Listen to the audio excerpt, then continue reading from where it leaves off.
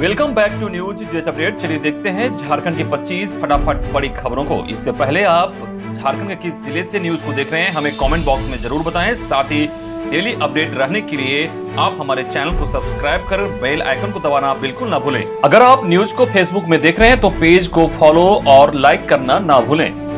पहली बड़ी खबर, यूपीएससी सिविल सेवा परीक्षा 2020 का फाइनल रिजल्ट जारी। बोकारो में पढ़े शुभम बने टॉपर। जानकारी के मुताबिक यूपीएससी सिविल सेवा परीक्षा 2020 का फाइनल रिजल्ट शुक्रवार को घोषित कर दिया गया।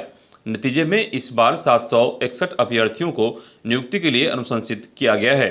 परीक्षा में बिहार के कटिहार निवासी शुभम कुमार ने पहला स्थान हासिल किया है। शुभम ने 12वीं की परीक्षा झारखंड के बोकारो से पास की है। यूपी के फतेहपुर की जागृति दूसरे स्थान पर तथा आगरा की अंकिता जैन तीसरे स्थान पर रही। धनबाद के झरिया निवासी यश जालुका चौथे स्थान, जबकि धनबाद हाउसिंग कॉलोनी की डॉक्टर अपाला मिश्रा ने 9वां स्थान प्राप्त किया है। 2015 की टॉपर रही टीना डाबी की दिल्ली में रह रही छोटी बहन रिया ने 15वीं रैंक हासिल की है। परीक्षा में पास हुए 761 उम्मीदवारों में 545 पुरुष और 216 अभ्यर्थी महिला हैं। अगली बड़ी खबर, व्हाइट हाउस में अमेरिकी राष्ट्रपति ने किया प्रधानमंत्री का गर्मजोशी से स्वागत। मोदी बाइडेन बोले रिश्तों के नए अध्याय का करेंगे आरंभ। अमेरिका के राष्ट्रपति जो बाइडेन ने शुक्रवार को व्हाइट हाउस में प्रधानमंत्री नरेंद्र मोदी का जोरदार स्वागत किया। दोनों नेताओं के बीच हुई द्विपक्षीय बैठक में कोरोना, जलवायु परिवर्तन, व्यापार व आतंकवाद समेत कई मुद्दों पर चर्चा हुई। बाइडेन ने कहा कि आज हम भारत और अमेरिका के बीच एक नए अध्याय की शुरुआत कर रहे हैं और मुझे भरोसा है कि दोनों देश मिलकर कई वैश्विक चुनौतियों का हल निकालेंगे। प्रधानमंत्री मोदी ने यही बात बाइडेन से भी कही। अगली खबर, झारखंड कोरोना अपडेट। राज्य में कोरोना के मामलों में उतार चढ़ाव जारी है। राज्य में पिछले 24 घंटे में 12 नए संक्रमित मिले हैं।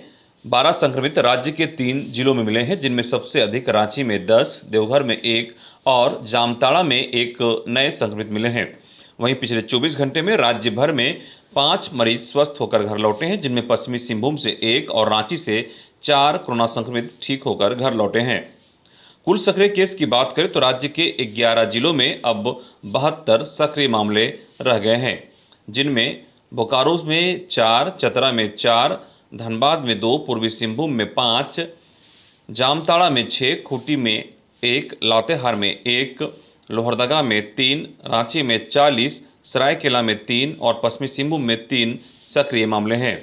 अगली खबर, झारखंड मौसम अपडेट। मौसम विभाग के मुताबिक आज झारखंड के कुछ जिलों में मध्यम दर्जे की बारिश होने की संभावना है। इसके साथ ही वज्रपात होने की भी आशंका जताई गई है। इसे लेकर येलो अलर्ट जारी किया गया है।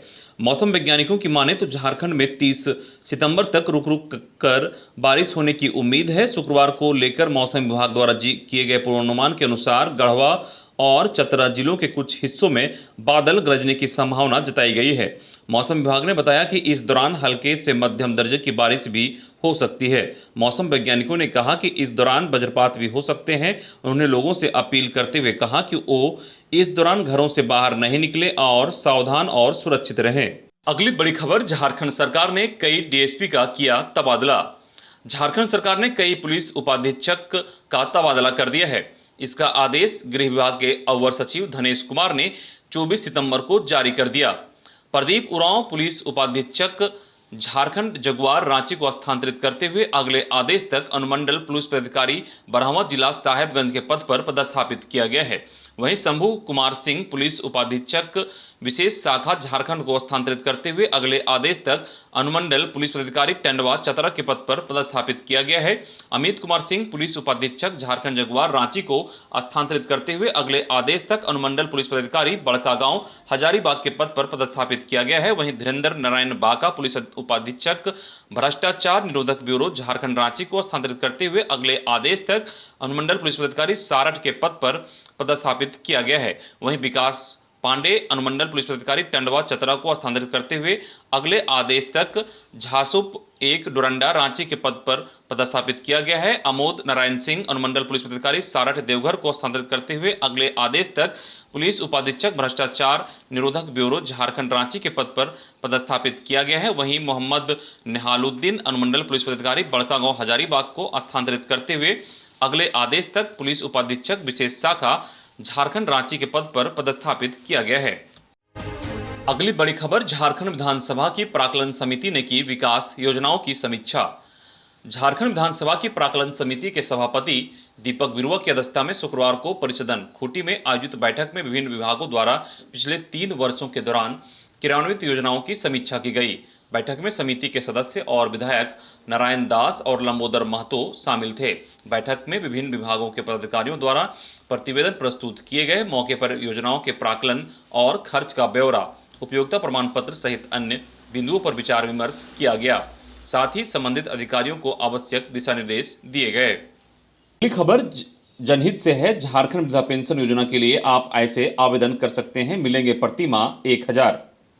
झारखंड के रांची, पलामू, चतरा, बोकारो, धनबाद, दुमका, पाकुड़, हजारीबाग सहित किसी भी जिले में रहने वाले वृद्ध लोग जिनकी आयु 60 वर्ष से ज्यादा है, वे लोग झारखंड वृद्धा पेंशन योजना के लिए ऑनलाइन के द्वारा आवेदन कर सकते हैं। झारखंड वृद्धा पेंशन योजना का लाभ लेने के लिए आपके पास Aadhaar card, PAN card, voter card, निवास प्रमाण पत्र, फोटो और बैंक अकाउंट होनी चाहिए। आवेदन करने के लिए आपको झारखंड वृद्धा पेंशन योजना का ऑफिशियल वेबसाइट jharsewa.jharkhand.gov.in पर विजिट करना होगा। इसके बाद आपको एक यूजर आईडी और पासवर्ड डालकर लॉगिन करना होगा। इसके बाद एक अप्लाई फॉर सर्विस ऑप्शन दिखेगा जिसमें झारखंड सोशल सिक्योरिटी पेंशन पर आपको क्लिक करना है। उसके बाद एक फॉर्म खुलेगा, उस फॉर्म में आप सही भरें, जिसके बाद आपको फोटो के साथ साथ आपको सभी डॉक्यूमेंट को अपलोड करना होगा। उसके बाद सभी जानकारी चेक करने के बाद आप सबमिट बटन पर क्लिक करें। आपका आवेदन सबमिट हो जाएगा और कुछ दिनों में आपका वृद्धा पेंशन बन जाएगा। बड़ी खबर से करते हैं जेएसएससी परीक्षा की नई नियमावली से हिंदी भाषा को हटाने के खिलाफ हाईकोर्ट में याचिका। जानकारी के मुताबिक सरकार की ओर से झारखंड कर्मचारी चयन आयोग परीक्षा स्नातक संचालन संशोधन नियमावली 2021 बनाई गई है। इसमें राज्य के संस्थानों से 10वीं और +2 योग्यता वाले अभ्यर्थियों को ही परीक्षा में शामिल होने की अनिवार्यता रखी गई है। इसके अलावा 14 भाषाओं में से हिंदी और अंग्रेजी को बाहर कर दिया गया है, जबकि उर्दू, बांग्ला और उड़िया सहित 12 अन्य स्थानीय भाषाओं को रखा गया है। नई नियमावली को हाई कोर्ट में चुनौती दी गई है। प्रार्थी कुशल कुमार और रमेश हांसदा की ओर से दाखिल याचिका में नई नियमावली को असंवैधानिक घोषित करने की मांग की गई है। अधिवक्ता अपराजिता भारद्वाज, कुमारी सुगंधा और तान्या सिंह ने बताया कि नई नियमावली में राज्य के संस्थानों से ही 10वीं और +2 की परीक्षा पास करने की अनिवार्य किया जाना संविधान की मूल भावना और समानता के अधिकार का उल्लंघन है, क्योंकि वैसे अभ्यर्थी जो राज्य के निवासी होते हुए भी राज्य के बाहर से पढ़ाई किए हों, उन्हें नियुक्ति परीक्षा से नहीं रोका जा सकता। नई नियमावली में संशोधन कर क्षेत्रीय एवं जनजातीय भाषाओं को श्रेणी से हिंदी और अंग्रेजी को बाहर कर दिया गया है, जबकि उर्दू, बांग्ला और उड़िया को रखा गया है। अगली खबर, झारखंड में महिलाओं के लिए निकली बम्पर वैकेंसी, इतने पदों पर मांगे गए आवेदन।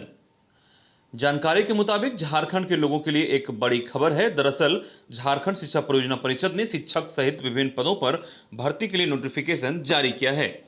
इसके जरिए कुल 497 रिक्त पदों पर बहाली की जाएगी। यह बहाली झारखंड के विभिन्न जिलों में निकाली गई है। इच्छुक और योग्य उम्मीदवार आधिकारिक वेबसाइट jepc.jharkhand.gov.in पर आवेदन कर सकते हैं। जारी नोटिफिकेशन के अनुसार इन पदों के लिए केवल महिला उम्मीदवार ही आवेदन कर सकती है। पुरुष उम्मीदवारों का आवेदन मान्य नहीं होगा। चयनित महिला उम्मीदवारों की नियुक्ति विभिन्न जिलों के आवासीय कस्तूरबा गांधी बालिका विद्यालयों में की जाएगी। अगली बड़ी खबर, बाबा मंदिर में 18 वर्ष से कम उम्र के बच्चों और बिना ई पास के प्रवेश वर्जित। जानकारी के मुताबिक बाबा वैद्यनाथ मंदिर में श्रद्धालुओं की सुविधा के लिए ई पास की सुविधा शुरू कर दी गई है। ई पास से ही बाबा वैद्यनाथ का दर्शन श्रद्धालु कर सकेंगे। एक व्यक्ति अधिकतम 4 लोगों के लिए ई पास निर्गत करा सकता है। इसके अलावा दिए गए समय के आधे घंटे पहले श्रद्धालुओं को अपना निर्गत पास लेकर मानसिंगी फुट ओवरब्रिज के समीप पहुंचना होगा।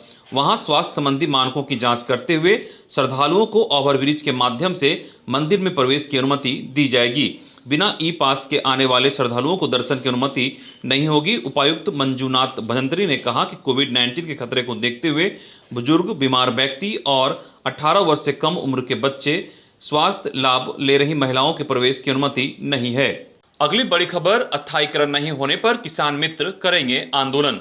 किसान मित्र संघ ने कहा कि सरकार किसान मित्रों के साथ सौतेला व्यवहार कर रही है। किसान मित्र अपने कार्यों को पूरी ईमानदारी के साथ करते हैं, इसके बावजूद भी कार्य के एवज में राशि नहीं मिलती है। उन्होंने सरकार से अविलंब स्थायीकरण व वेतनमान को लागू करने की मांग की। कहा कि मांग पूरी नहीं होने पर सड़क से सदन तक आंदोलन करने को बाध्य होंगे।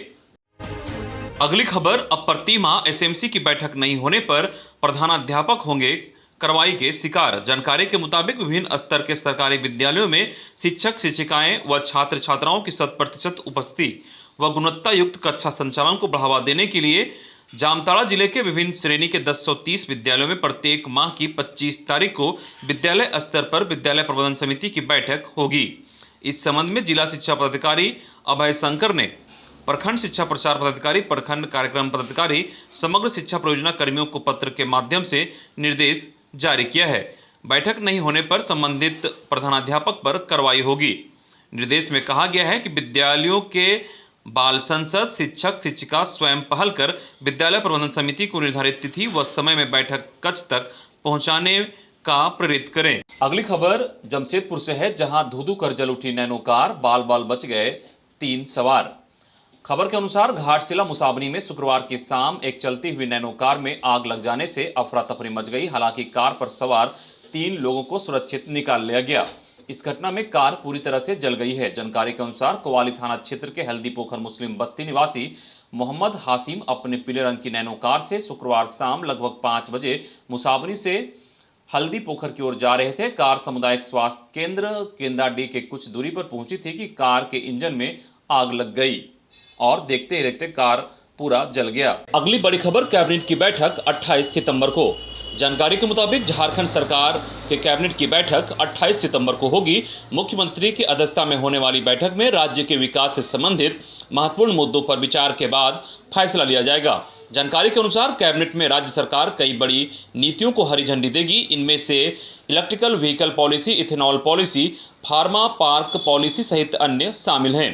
ट्रांसपोर्ट नगर और स्मार्ट रांची में मंत्रियों के आवासीय परिसर निर्माण की योजना को भी कैबिनेट में स्वीकृति के लिए रखा जा सकता है।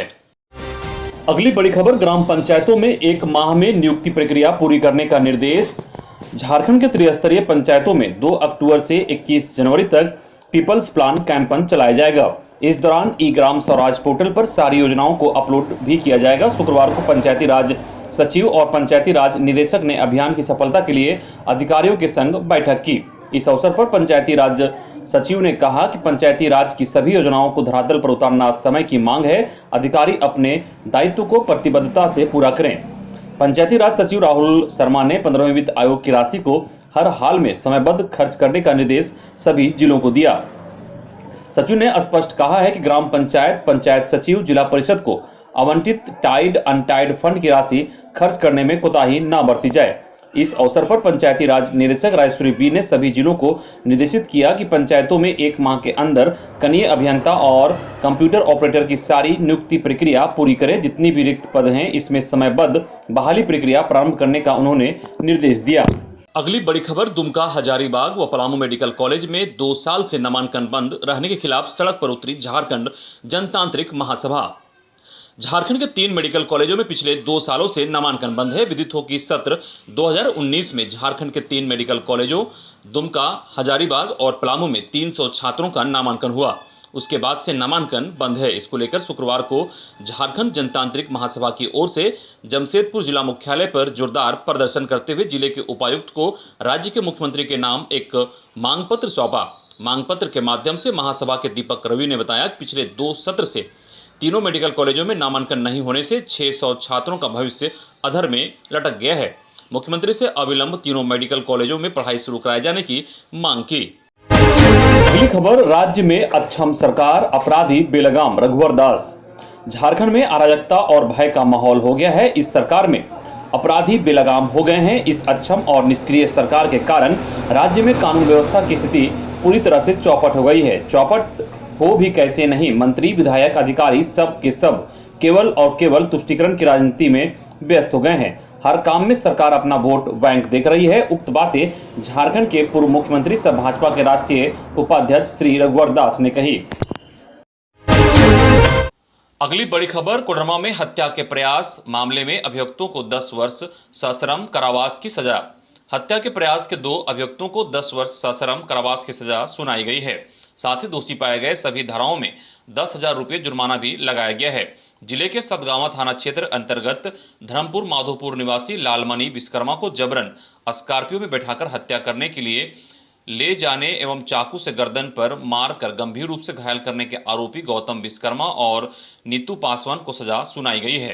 दोनों नवादा बिहार निवासी हैं। जुर्माना नहीं देने पर आरोपियों को 1 वर्ष अतिरिक्त सजा भुगतनी होगी। इधर बोकारो में भी एसीबी की टीम ने 10,000 रिश्वत लेते ब्लॉक कोऑर्डिनेटर को किया गिरफ्तार। एसीबी की टीम ने जारीडीह प्रखंड के ब्लॉक कोऑर्डिनेटर को 10,000 रुपये रिश्वत लेते गिरफ्तार कर लिया है। सूत्रों की मिली जानकारी के मुताबिक ब्लॉक कोऑर्डिनेटर की गिरफ्तारी प्रखंड कार्यालय से की गई है। एसीबी की टीम ने आरोपी को अपने साथ धनबाद ले गई, जहां उसे पूछताछ की जाएगी। आरोपी प्रधानमंत्री आवास योजना का ब्लॉक कोऑर्डिनेटर दीपक कपरदार बताया जा रहा है, जो बांधडीह दक्षिणी के मुखिया हकीम महतो से आवास पास करने के नाम पर 10,000 रुपये मांग रहा था।